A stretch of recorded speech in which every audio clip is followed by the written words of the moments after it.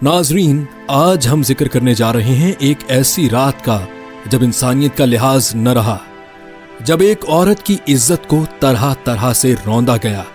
ये वो रात थी जो हर माँ, बहन और बेटी के लिए कभी न भूलने वाली थी। एक ऐसी रात जहां इंसानियत ने अपने ही साये से शर्मिंदा होना सीख लिया।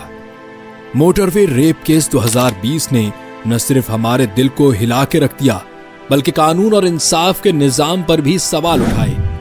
आज हम बात करेंगे इस वाक़े की जो नफरत, गम और गुस्से का एक लावा था जो पूरी कौम के अंदर फूट पड़ा।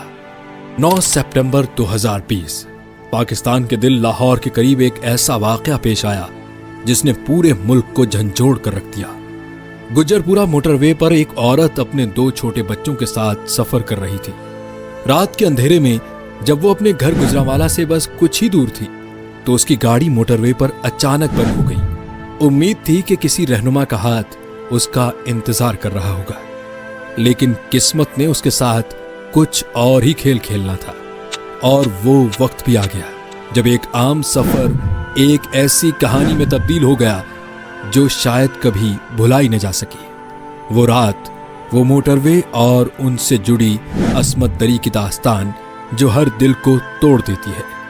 वाकया कुछ यूं है कि जब उन्होंने मदद के लिए पुलिस को कॉल की तो उन्होंने ये कहकर कॉल काट दी कि ये इलाका हमारे अंडर नहीं आता।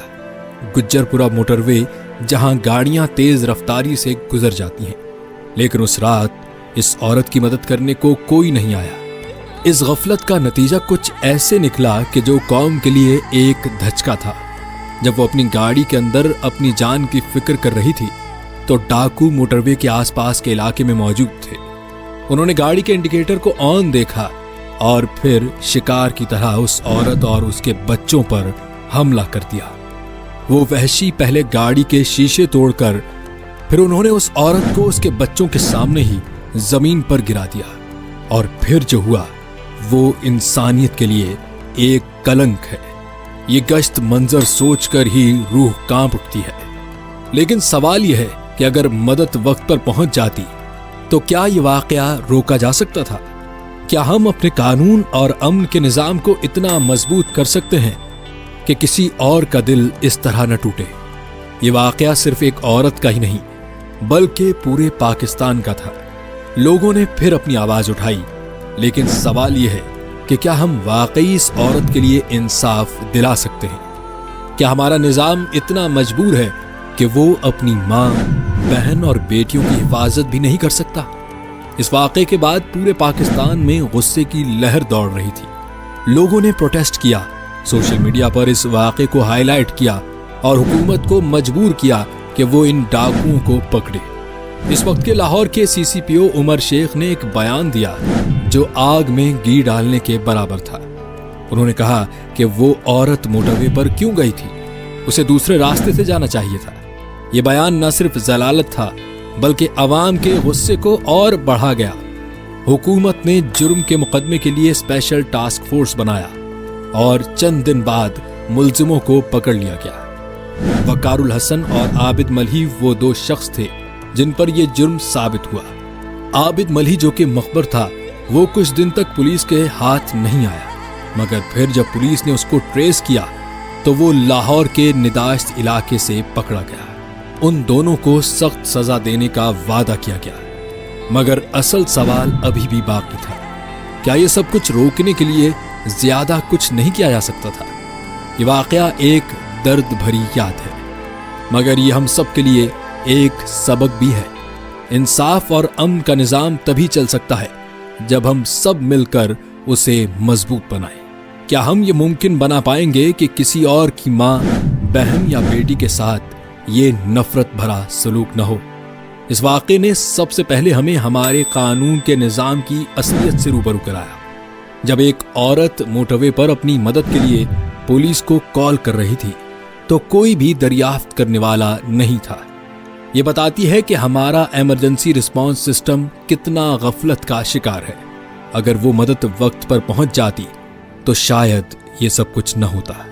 इस वाक़े से ये भी समझ आया कि हमारी लॉ एनफोर्समेंट एजेंसीज कितनी बेसहारा हैं। जो पुलिस फोर्स अपने लोगों की मदद करने के लिए है وہ اتنی سست اور لاپرواہ ہے کہ ان کی آنکھوں کے سامنے اتنا بڑا جرم ہو گیا اور انہوں نے وقت پر کچھ نہیں کیا۔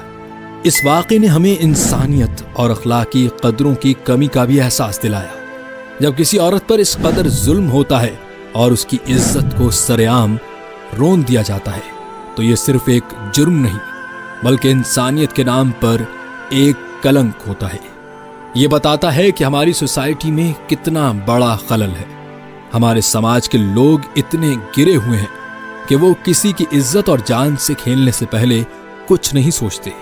اس واقعے نے ہمیں یہ سبق دیا کہ ہماری سوسائٹی میں خوف اور دہشت کا موسم تب تک رہے گا جب تک ہمارے اندر انسانیت کا درد اور ایک دوسرے کے لیے رسپیکٹ کا جذبہ پیدا نہیں ہوگا۔ لیکن یہ واقعہ صرف درد اور غم کا باعث نہیں تھا، یہ ہم سب کے لیے ایک چیلنج بھی تھا۔ یہ ہماری آنکھوں کے سامنے ایک سوال بن کر آیا کہ کیا ہم اپنے نظام کو اتنا مضبوط کر سکتے ہیں کہ ایسے واقعات پھر نہ ہوں؟ کیا ہم اپنے قانونی اور سیکیورٹی کے اداروں کو اتنا پاورفل بنا سکتے ہیں کہ وہ وقت پر ریئیکٹ کر سکیں اور اپنی عوام کی حفاظت کر سکیں؟ یہ چیلنج ہمارے قانونی نظام کے لیے بھی تھا کہ وہ ملزموں کو سخت سے سخت سزا دیں تاکہ یہ پیغام جائے کہ کوئی بھی جرم بنا سزا کے نہیں رہ سکتا۔ ہمیں اپنے قانون کو اتنا مضبوط کرنا ہوگا کہ ایسے واقعات کے لیے زیرو ٹالرنس کا نظام۔ آخر میں یہ واقعہ ہمارے ضمیر پر ایک الزام تھا کہ ہم سب مل کر انصاف کے لیے آواز اٹھائیں۔ یہ واقعہ ہمیں مجبور کرتا ہے کہ ہم اپنے سماج کے اندر پہنے ہوئے ماسک کو اتاریں اور اصلی صورت کو دیکھیں۔ اس کے علاوہ ہمیں اپنی عورتوں کی حفاظت کے لیے ہر ممکن کوشش کرنی ہوگی، چاہے وہ بہترین سیکیورٹی سسٹمز ہوں یا ایجوکیشن اور اویئرنیس کے ذریعے ان کو اپنے حقوق سے آگاہ کرنا ہو۔ یہ واقعہ صرف ایک قتل یا ریپ کیس نہیں تھا بلکہ یہ ہماری پوری سوسائٹی کے لیے ایک امتحان تھا، ایک امتحان جو ہمیں سبق سکھا گیا کہ ہم کتنے مضبوط ہیں اور ہمیں اپنے نظام میں کتنے سدھار کی ضرورت ہے۔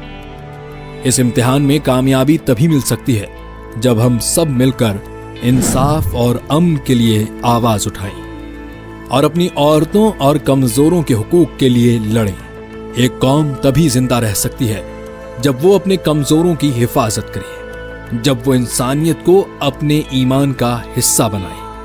ناظرین، اس ویڈیو کے ذریعے ہم نہ صرف واقعے کی تفصیل میں جاتے ہیں بلکہ اس قسم کے واقعات کے بارے میں سوسائٹی کی سوچ بھی بدلنے کی کوشش کرتے ہیں۔